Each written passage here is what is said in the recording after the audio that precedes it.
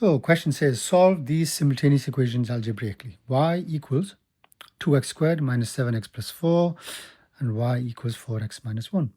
So because we have the values of y,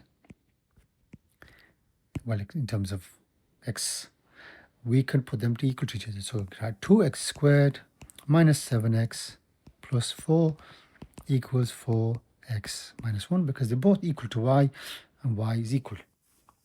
So it becomes a quadratic that we need to solve. But before we could solve it, we must have equal to 0 on one side.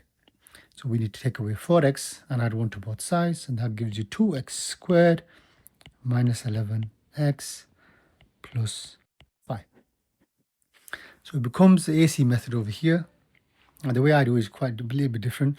I times the 2 and the 5 together, and that gives me 10 plus 10.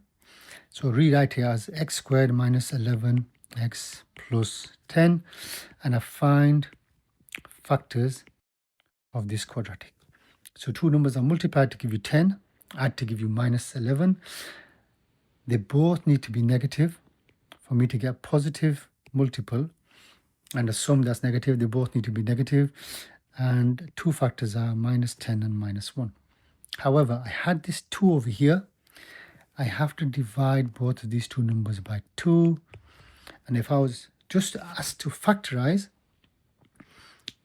I would simplify each of them first, and because 1 over 2 can't be simplified into a whole number, then I have to put the 2 before the x, and it becomes 2x minus 1.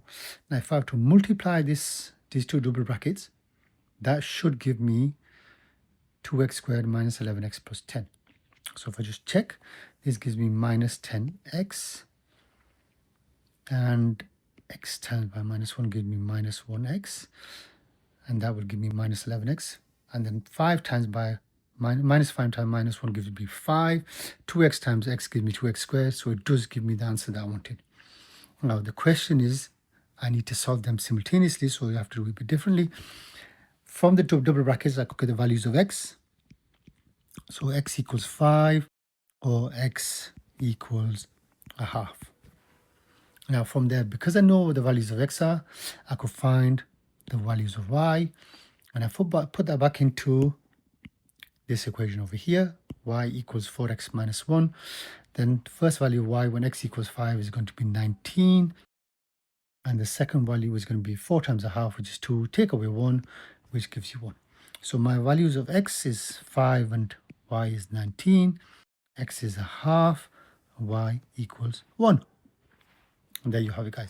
Now in the exam, you could actually, if you have time at the end, you could check your answer to make sure that them values of x and y satisfy both of them two equations.